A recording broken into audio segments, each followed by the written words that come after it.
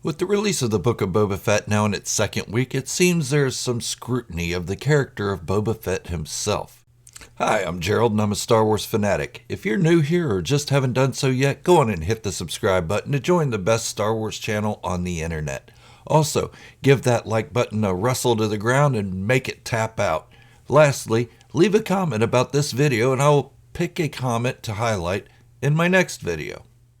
With that said, I have two comments from yesterday's video I'd like to give a shout out to. Today's topics will follow directly after that. Yesterday's video was titled, "The Book of Boba Fett is not in trouble. Stop listening to them." The first comment comes from Star Wars 1995. To make us want to love the Tuskens as people and get emotionally attached tells us a lot about Boba's character and where he is headed. Not one person, race, species is below one another. We coexist. In Star Wars 1995, you are absolutely correct. And just to give a little bit of background to this person, Star Wars 1995 is a Native American and enjoys what the Tuskens represent in the Book of Boba Fett. Thank you, Mr. 1995. Your insight is very much appreciated. And thank you for joining this channel. You are a welcome addition to the diversity we strive to achieve here. The second comment comes from Contact. This is a redemption and rebirth of a character that we actually knew very little about from the original trilogy. You are 100% correct, and that goes hand in hand with one of today's topics. Thank you, Contact. You've been a great contributor here on this channel. Don't forget to leave a comment below for a chance to have a shout out in my next video. Today we're going to talk about Boba Fett. What? That's a surprise, huh? Not really, I talk about him a lot. See what I did there? Sarcasm. I'm out of it for a little while. Everybody gets delusions of grandeur. But I do have a couple of topics to get through today, so make sure you stick around until the end of the video. The first topic is that I have seen a lot of complaints about how Boba Fett's being shown now in the Book of Boba Fett. They are saying, "This isn't my Boba Fett." Well, you're partially right. This isn't your Boba Fett. He's everyone's Boba Fett. Meaning, we all see something different in him that we appreciate. That's what makes a great character. Yes, I called him a great character. And before this new stuff, if you only had seen the movies and didn't read the expanded universe about Boba Fett, I'd say the only thing you could call Boba was a cool character, not a great character. Remember, he only had 6 minutes and 32 seconds of screen time. How much did you actually know about Boba Fett? That he didn't take his helmet off? That he only had a few lines?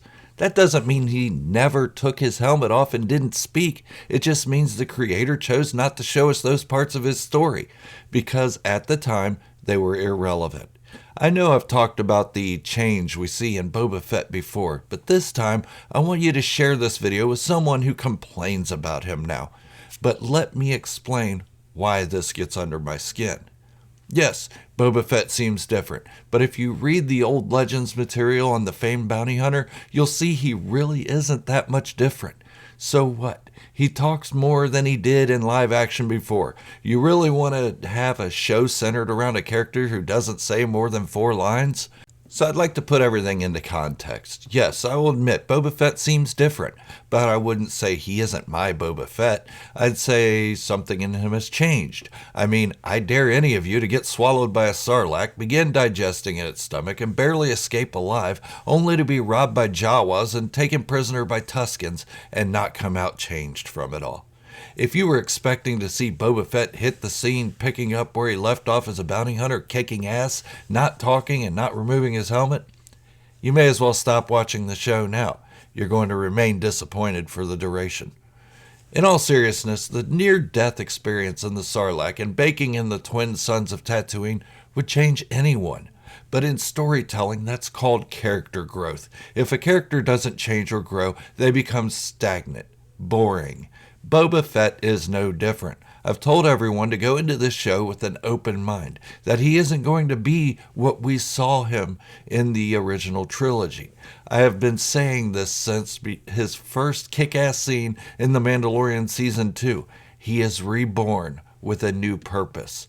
If you're like me and don't see him as a crime boss or that he feels out of place in that role, there's a reason for that. Quite simply, he is out of place. This isn't the role he's meant for, but he's doing it for a reason. In my last video, I put a theory out there, a prediction if you will. The reason Boba Fett is taking on the role of crime lord is because he has an agenda. That agenda is to exact revenge on the syndicates responsible for wiping out the Tusken tribe that made him one of their own. I won't go into any more detail than that, but I'll link the video in the description and at the end of this video. Look, we all want to see Boba Fett kick ass, and we are going to see it. You just have to be patient and let the story play out. Let it build up, and I promise you'll get the kick-ass Boba Fett again.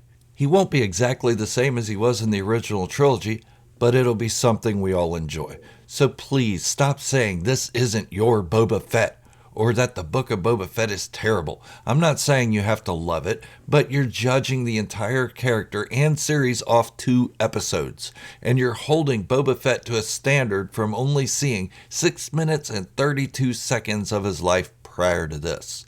What if we all judged you off 6 minutes and 32 seconds of your life? The trick is, we get to pick those 6 minutes and 32 seconds. If you wore a striped sweater for those 6 minutes and 32 seconds, you better wear that same striped sweater every moment we see you. The best time to wear a striped sweater is all the time. I know I've complained about this issue recently, but come on, you're just looking for something to bitch about at this point. If you don't like Disney owning Star Wars, say that. If you just don't like Star Wars, say that too. If you don't like Boba Fett, say it. With that out of the way, let's talk about what the Book of Boba Fett has actually done for Star Wars. Well, let's include The Mandalorian in that as well. Both shows have added so much to the lore of Star Wars. First, we can look at the Tuskens. I refuse to call them raiders now because of how our perception of them has been changed. I also try not to call them sand people. They aren't made of sand, and everyone on Tatooine lives on the sand. Let's look at how Anakin, Owen, Lars, and Luke Skywalker viewed these Tuskens. Anakin hated them for what they did to his mother, obviously. Owen had the same thought because Shmi was his stepmother. But that's an assumption on my part because we never hear Owen mention them. Luke would have the same hatred for them as Anakin, as he grew up just meters away from his grandmother's burial. Sand people, or worse. But those are really the only perspectives we've been shown. The first perspective from a guy who slaughtered the entire village, the women and the children included. It also played a minor role in his turn to the dark side. The others are perspectives of about the same caliber. Now, we are learning more about the Tuskens. We could probably always deduce that these indigenous tribes had a social structure, a loving environment for their young, and traditions that predated the outland settlers of Tatooine. But now, all that is confirmed, and we are shown that the way we saw the Tuskens before these 2 shows wasn't necessarily right. Necessarily right? No, we were absolutely shown them in a false negative light. So adding to the lore of Star Wars is the viewpoint that the Tuskens are misunderstood, that Tatooine isn't savage because of these indigenous people, that if you know how to speak to them, they will communicate with you as long as they don't feel their tribe, their water supply, or their ancestral homes are being threatened. And the way I view them now doesn't just make me think Luke was whiny, but also a racist. I know that isn't 100% the case. We saw him help all manner of other races and beings. Sand people, or worse. Now, we all know Luke isn't a racist, but that line does not help him at all. That isn't the lore I'm referring to, though. The knowledge we have of Tuskens has greatly improved over the last year, a race of beings we saw in the first ever Star Wars film and never got extrapolated upon. But what do you think? Is this your Boba Fett? Do you like the change in his character, if we can really call it a change, after only seeing 6 minutes and 32 seconds of his life before this? Let me know about this or how you feel about the Tuskens in the comment below. Remember, I'll choose 1 or 2 comments to highlight with a shout out in my next video. And if you're new here, please go on and hit the subscribe button to join the growing army of Star Wars fanatics and help stamp out negativity in the Star Wars fandom. Also, thumb wrestle that like button and show it who's the boss to show your appreciation for the hard work I put into this video and every video moving forward. Thank you for watching, and remember, this is the way, the only way.